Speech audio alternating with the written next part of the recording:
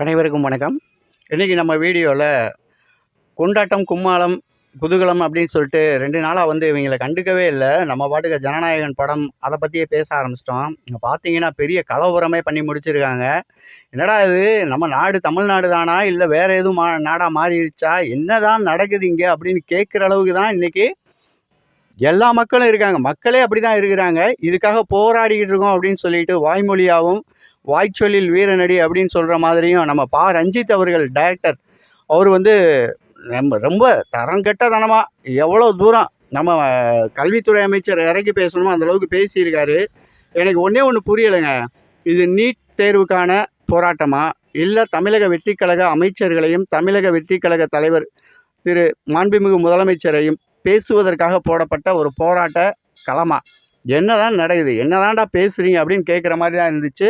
ஒருவேளை நீங்கள் உண்மையை சொல்கிறதுக்கு மறுக்கிறீங்களா, இல்லை உண்மையை சொல்ல உங்களுக்கெல்லாம் தைரியம் இல்லையா அப்படின்னு தான் எனக்கு கேட்க தோணுது. நான் உண்மையிலே ஒரு டைரக்டராக ரஞ்சித் அவர்களின் படங்கள்லாம் பார்க்கணும் ஒரு எண்ணம் கூட உடையவர்களாக தான் இருந்தா. இவனுங்க பேசுகிற பார்த்தா என்னடா இவனுக்கு இன்னும் ஜாதிய வன்மத்திலே இருக்காங்க அப்படின்னு தான்.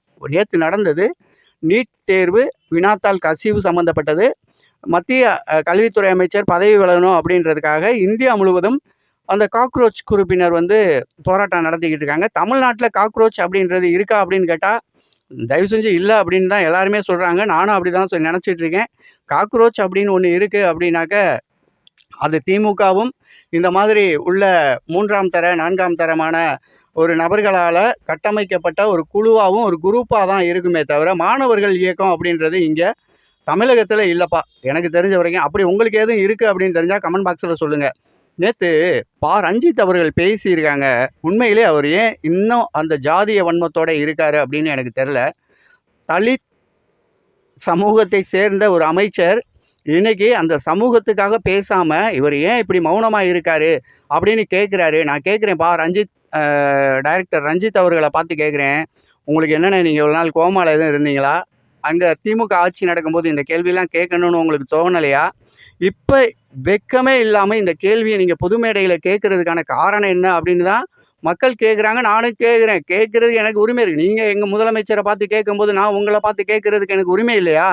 என்ன அர்த்தத்தில் நீங்கள் கேட்குறீங்க?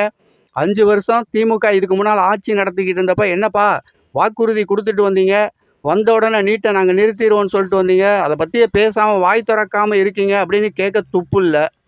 என்னப்பா மகளிருக்கு உரிமை தொகை கொடுக்குறோன்னு சொல்லிட்டு வந்தீங்க, 1000 ரூபாயை 2.5 வருஷமாக கொடுக்காமல் இருக்கீங்க அப்படின்னு சொல்லி கேட்குறதுக்கு அன்றைக்கி துப்பு இல்லை. இந்த டைரக்டர்கள்லாம் இன்றைக்கி சமூக நீதி பேசுகிறோம், தலித் இயக்கத்துக்காக பேசுகிறோம். தயவு செஞ்சு தலித் என்ற ஒரு இனம் ஜாதி இருக்குன்றதை நீங்கள் பேசாதீங்க. நாங்கள் பேசலை. அந்த சமூகம் என்பதை நாங்கள் பொதுவாக பார்க்குறோம். எங்கள் தமிழக வெற்றி கழகத்தில் ஒரே ஒரு ஜாதி தாண்டா இருக்குது. எங்கள் தமிழக வெற்றி கழகத்தில் ஒரே ஒரு ஜாதி தான் இருக்குது. அது தமிழக வெற்றி கழக ஜாதி. இங்கே நாங்கள் ஜாதி மத இனம் மொழி எதுவுமே பார்க்குறதில்ல. நீயும் மனிதன் நானும் மனிதன், நம்ம 2 பேரும் ஒன்றா இருக்கோம், ஒற்றுமையாக இருக்கோம். நம்ம தலைவர் விஜய்.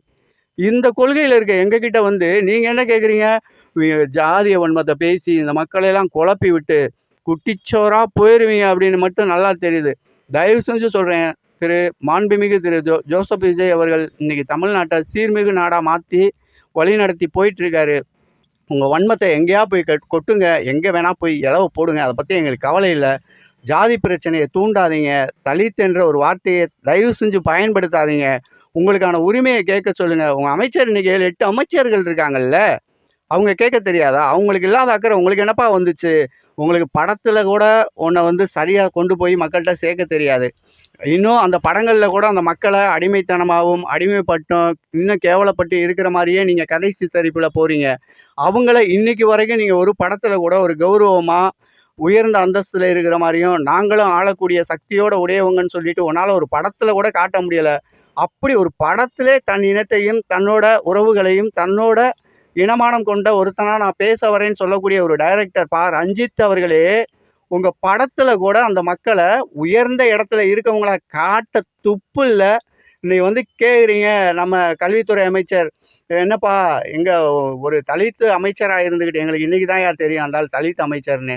அவர் ஒரு தலித் இனத்தவர்ன்றதே எங்களுக்கு இன்றைக்கி தான் யார் தெரியும். சத்தியமாக தெரியாதுயா. தமிழக வெற்றி கழகத்தில் இருக்கிற அமைச்சர்களும் சரி, அங்கே இருக்கிற எம்எல்ஏக்களும் சரி, எங்கள் உறுப்பினர்களும் சரி, தளபதி விஜய் கூட இருக்கக்கூடிய இந்த கோடான கோடி மக்களும் சரி, என்ன ஜாதின்னு தெரிஞ்சு நாங்கள் பழகலடா.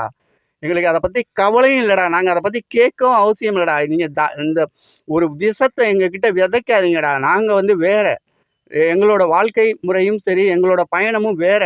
நாங்கள் ஒன்றே தேவன் ஒருவனே குலம் அப்படின்ற மாதிரி நாங்கள் அந்த இடத்தை நோக்கி பயணிக்க ஆரம்பிச்சிட்டோம். அன்னைக்கு தான் புரட்சித் தலைவர் எம்ஜிஆர் அவர்கள் ஒரு படத்தில் இந்த பாடலை கூட பாடியிருப்பாங்க. ஒன்றே குலம் என்று பாடுவோம், ஒருவனே தேவன் என்று போற்றுவோம், அன்னை உருவமாக அன்பின் வடிவமாக அப்படின்னு சொல்லிட்டு அந்த பாடலுக்கு இணங்க தான் எங்கள் தலைவர் இன்னைக்கு செயல்பட்டு இருக்காரு.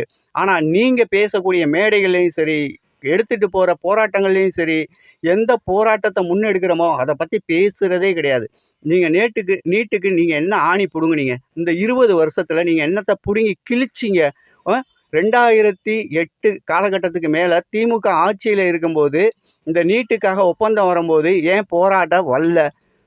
அப்படி இருக்கும்போது இவங்களுக்கான உள்குத்து பிரச்சனை இருக்கும்போது காங்கிரஸோட அந்த பிரச்சனைகளை கையெழுத்திட்டு ஒரு 2 வருஷம் தள்ளி போடுங்க, அடுத்த எலெக்ஷனுக்கு மேலே பார்த்துக்குவோம்னு சொல்லிட்டு வாய்தா வாங்கினது எந்த கட்சி?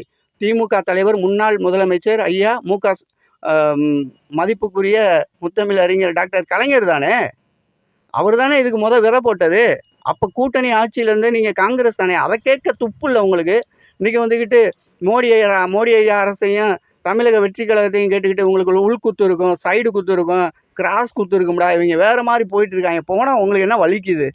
தெரியாமல் தான் கேட்குறேன். இன்றைக்கி இந்தியாவை ஆண்டுகிட்டு இருக்க ஒரு கட்சி இன்றைக்கி தமிழ்நாட்டுக்கு தர வேண்டிய நிதியிலேருந்து நல்லது கெட்டது அம்புட்டும் அவங்க தான் பண்ணணும். அப்போ அந்த கட்சியோட இணக்கமாக இல்லாமல் சண்டை போட்டுக்கிட்டே போனால் தமிழ்நாடு எப்படி விளங்க? கல்வி நிதி கொடுக்க மாட்டாங்க. இதுக்கு முன்னால் இருந்தது தான் கிழிச்சாங்கல்ல, பார்த்தோம்ல. புடுங்கின ஆணி பூரா தேவையில்லாத ஆணின்னு தெரிஞ்சு போச்சு. இதில் வேற கருமா அமைச்சராக இருக்கிறதுக்கே தகுதி இல்லாத ஒருத்தரை தூக்கி கொண்டு போய் துணை முதலமைச்சராக போட்டு வச்சு எங்களையெல்லாம் துணை முதலமைச்சர் டப்பா டான்ஸ் ஆடின மாதிரி ஆகி போனோம். இருக்கிற காசை பூரா சுரண்டி தின்னு எல்லாம் பண்ணி இலவ போட்டப்போ கேட்க துப்பு இல்லை இந்த ரஞ்சித்துக்கு.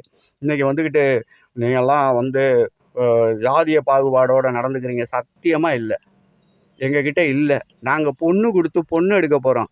எங்கள் ஜாதி அப்படிங்கிறது தமிழக வெற்றி கழக ஜாதி. இந்த ஜாதிக்குள்ளே என்ன ஜாதின்னு கேட்டால் நாங்கள் தமிழக வெற்றி கழக ஜாதிடா, டிவிகே ஜாதிடா, அண்ணன் விஜய் அண்ணாவின் உறவுகள்ரா அப்படின்னு சொல்லி. ஏன்னா அண்ணனோட ஜாதி சான்றிதழ்லே ஜாதி மறுப்பாளன் தமிழன்னு இருக்கும். எவன் ஜாதி சான்றிதழ் நீ அப்படி வச்சுருக்க? இன்றைக்கி அவருக்கு பேசுகிறதுக்கு அவ்வளோ உரிமை இருக்குது. வெற்றி தலைவர் விஜய் அண்ணாவின் ஜாதி சான்றிதழ் எடுத்து பார்த்தீங்கன்னா ஜாதி மறுப்பாளர் தமிழன் அப்படின்னு இருக்கும். இதை தவிர அவர் இந்த மக்களுக்கு என்னடா செஞ்சேன்னு கேட்குற நீங்கள் இந்த 3 மாதத்தில் என்னடா செய்ய முடியும்? இந்த 3 மாதத்தில் என்ன செய்ய முடியும்? நீங்கள் கொடுக்குற கொடைச்சலை பார்க்குறதா, படுத்துகிற எரிச்சலை பார்க்குறதா? ஒரு வேலை நீங்கள் பார்க்க விட மாட்டீங்க. ஒரு மனுஷனை போட்டு படுத்துவீங்க. மக்கள் பூரா பார்த்துட்ருக்காங்கடி. மக்கள் பூரா தெளிவாக பார்த்துட்ருக்காங்க. இவங்க இந்த பாடுபடுத்துகிறாங்களே இந்த மனுஷனை, இதுக்கு முன்னால் என்ன பாடுபடுத்தியிருப்பாங்க இந்த திமுகவோட கைக்கூலிகளாக இருந்துக்கிட்டு. நீங்கள் பூராமே திமுகவின் கைக்கூலிகள். இன்றைக்கி திராவிட முன்னேற்ற கழகத்தின் கைக்கூலிகளாக ஒன்று கூடி நேற்று இந்த போராட்டன்ற பேரில் நீங்கள் நடத்தியிருக்கதை மக்கள் பார்த்துட்ருக்காங்க. மக்கள் தெளிவாக முழுசாக இவங்க மோசமான ஸ்கிரிப்ட் எடுத்துகிட்டு வந்து பேசிகிட்டு இருக்காங்கடா, இவங்களை நம்பக்கூடாதுன்னு சொல்லிட்டு மக்கள் முடிவு பண்ணிட்டாங்கப்பா. ரஞ்சித் அண்ணன் அவர்களே, உங்களோட படங்கள் கூட இனிமேல் நாங்கள் பார்க்க மாட்டோம். நீங்கள் பேசுகிறது ஜாதிய வன்மம் பேசுகிறீங்க. தயவு செஞ்சு பேசாதீங்க. ஜாதிய வன்மம் இங்கே கிடையாது. நாங்கள் பேச தயாராகவும் இல்லை. மீண்டும் அடுத்த ஒரு வீடியோவில் சந்திப்போம். நன்றி, வணக்கம்.